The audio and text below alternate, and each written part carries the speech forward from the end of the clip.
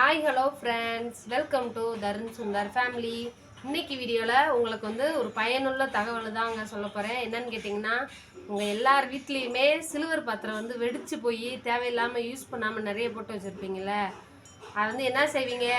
வெங்காயக்காரோ பழைய இரும்புக்காரோ வந்தாரோ போட்டு விட்டுருவீங்க. இனிமேல் நீங்கள் அது கவலையே பட வேணாம். வெடிச்சிருந்தா அதை எப்படி சரி செய்யலாம், சில்வர் ஓட்டை இருந்தால் அதை எப்படி சரி செய்யலாங்கிறத அப்போ ஒரு பாத்திர வியாபாரி எங்கள் வீட்டுக்காரர் தான், அதுக்கு எல்லா டிப்ஸும் தெரியும். உங்களுக்கு இன்றைக்கி ஷேர் பண்ண போகிறாரு. சரிங்களா? வீடியோவை ஸ்கிப் பண்ணாமல் முழுசாக பாருங்கள். ஸ்கிப் பண்ணிங்கன்னா பயனுள்ள தகவலை மிஸ் பண்ணிடுவீங்க.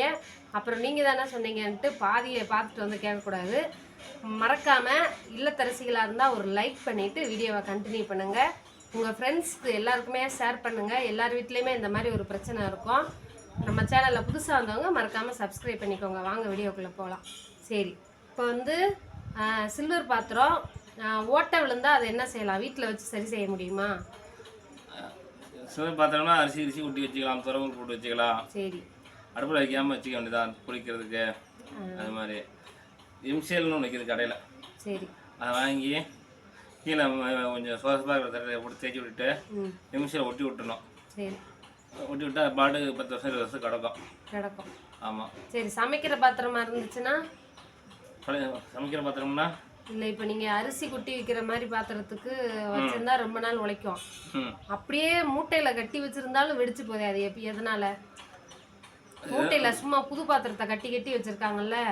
இப்போ நான் இந்த பொங்கலுக்கு இப்போ இந்த பொங்கலுக்கு நான் எல்லாத்தையும் கழுவி காய வச்சு எடுத்து மூட்டை கட்டி வச்சிடுறேன். இதே நான் அடுத்த வருஷம் பொங்கலுக்கு எடுத்து பார்த்தா கருப்பு கருப்பாக புள்ளி விழுந்துருது, இல்லாட்டி வெடிச்சு இருக்கு.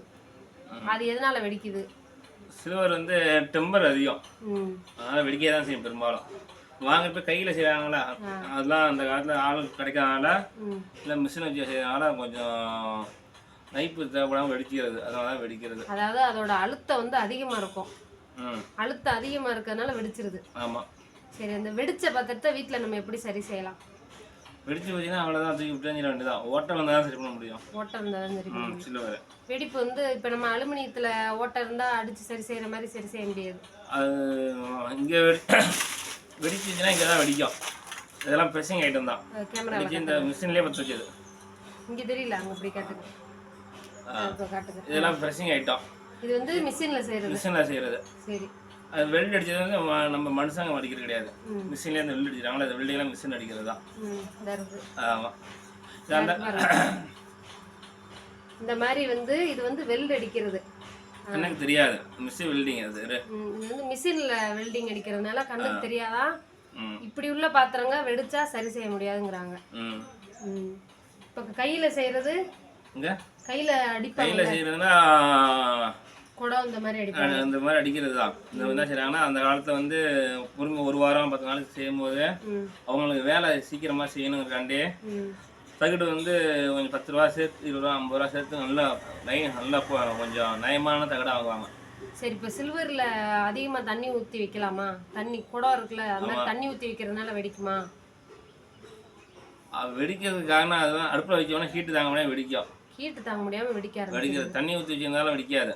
தண்ணி ஊற்றி வச்சிருந்தா ஒரு 10 வருஷம் 20 வருஷம் கழிச்சு நம்ம புழங்கிறது போகிறது அப்படியே புழங்கி தான். அடுப்பில் வைக்கிறப்ப அது ஏற்கனவே டெம்பர் ஆயிரும். ஆல்ரெடி அந்த தகட்டோட அழுத்தத்தை ரிலீஃப் ஆகணும். இப்போ நம்மளே ஒரு சீட்டில் உட்காந்துருக்கோம், நெருக்கி உட்காந்துருக்கோம். சீட்டில் 3 பேர், சீட்டில் 4 பேர் உட்காந்துருக்காங்க. அப்போ ஒரு ஆளுக்கு அந்த இது வேணும், கொஞ்சம் இடைவெளி இருந்தாங்கன்னா ஒரு ஆள் எந்திரிச்சாதான் இடைவெளி கிடைக்குது. இருக்க இன்னொரு ஆள் உட்காடுறான். 4 பேர் உட்காந்துறாங்கன்னா சீட்டில் ஒரு ஆள் இன்னொரு ஆள் உட்காடுறாங்க. உட்காரும்போது என்ன ஆகும்? இடைவெளி இல்லாமல் அழுத்தம் ஆகாது. இன்னொரு ஆள் வெளியில் சைடில் உட்காந்த ஆட்டோமேட்டிக்காக வெளில போவாங்க.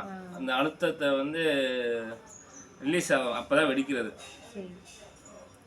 இப்போ அலுமினிய பாத்திரத்துல ஒரு சில பொருட்கள் கொட்டி வச்சா அது பாத்திரம் வீணாகுங்கிறாங்கல்ல.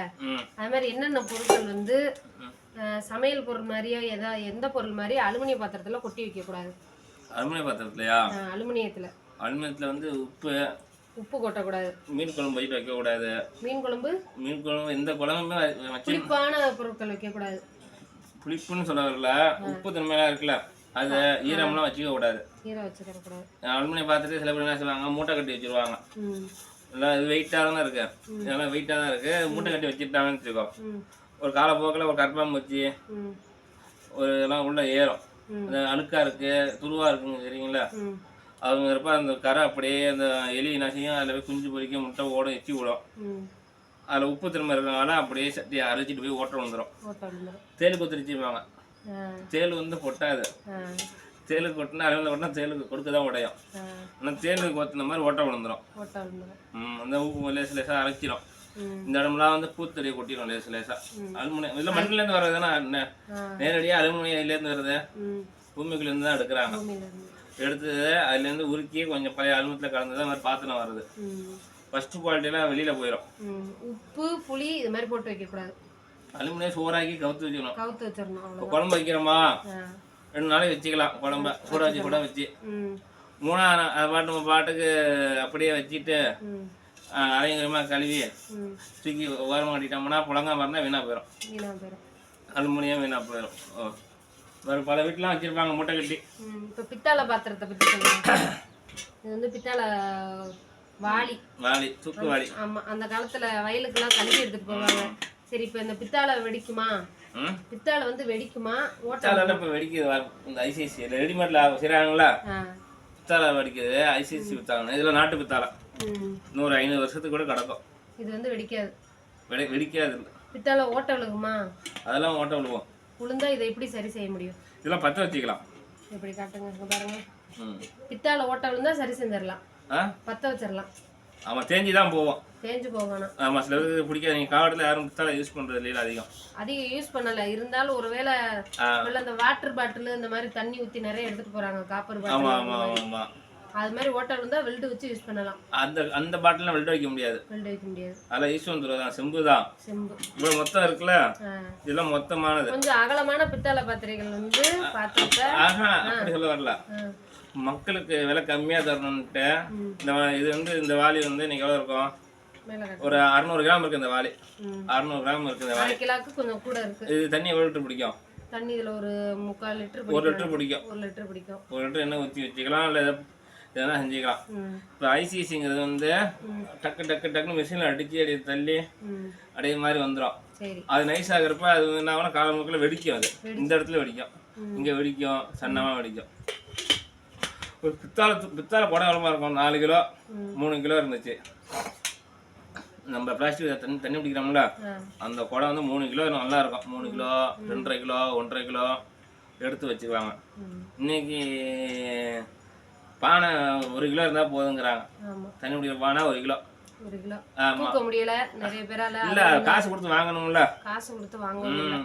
அப்படிங்கும்போது மலிவா செய்யும் போது சீக்கிரம் மலிவாகவும் போயிருது. அந்த ரேட்டுக்கு வந்து நாட்டு பித்தாளைனா கொஞ்சம் மொத்தம் வெயிட் கொடுத்து வாங்கணும். பித்தாளை நம்ம விலை எது மலிவா போறோமோ அதுல பிரச்சனைகளுமே. இந்த மீன் குழம்பு சட்டி வந்து 1/2 கிலோ, இது 1/2 கிலோங்கிறப்ப வந்து எவ்வளோ வருது? 200 ரூபா வரும்னு வச்சிங்களா, 250 ரூபா. இது நம்ம விற்கிற தெருவில் 250 ரூபாய்க்கு விற்கிறோங்கிறப்ப அவங்க என்ன நினைப்பாங்க, 100 ரூபாய்க்கு மீன் குழம்பு கொண்டா வந்துச்சுப்பாங்க.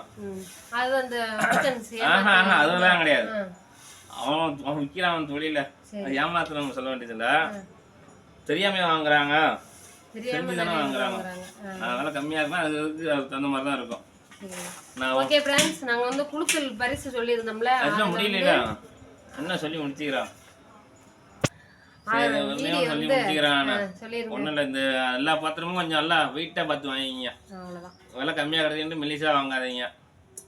நல்லா விலை கொடுத்து வாங்கினோம்னா ஒரு வருஷம் வைக்கிற நல்லா ஒரு 4 வருஷம் சேர்த்து உழைக்கும். ஏன்னா நம்ம மக்கள் ரொம்ப நேரம் போது அது நல்ல பயனுள்ளதாக இருந்தாலும் பார்க்க மாட்டாங்க. அவ்வளோதான், அப்படிதான் இருக்கு. என்ன செய்ய? சரி, நான் சொல்லி முடிச்சிடுறேன். குளுக்கல் பரிசில் ஜெயித்தவங்களுக்கு பாத்திரம் வந்து நாங்கள் அனுப்பிட்டு அவங்களுக்கு போய் சேர்ந்துருச்சு. ஃபோட்டோ எடுத்து அனுப்பி விட்டாங்க. ரொம்ப நன்றி. நம்ம தொடர்ந்து நம்ம சேனலில் பாருங்கள். திடீர்னு ஒரு நாள் இப்படி குளுக்கல் பரிசு வைப்போம், கேள்விகள் கேட்போம், பதிலும் சொல்லுங்கள். இந்த வீடியோ பிடிச்சிருந்தா லைக் பண்ணுங்கள், ஷேர் பண்ணுங்கள், கமெண்ட் பண்ணுங்கள். நம்ம தருண் சுந்தர் ஃபேமிலி மறக்காமல் சப்ஸ்கிரைப் பண்ணுங்கள். பாய்.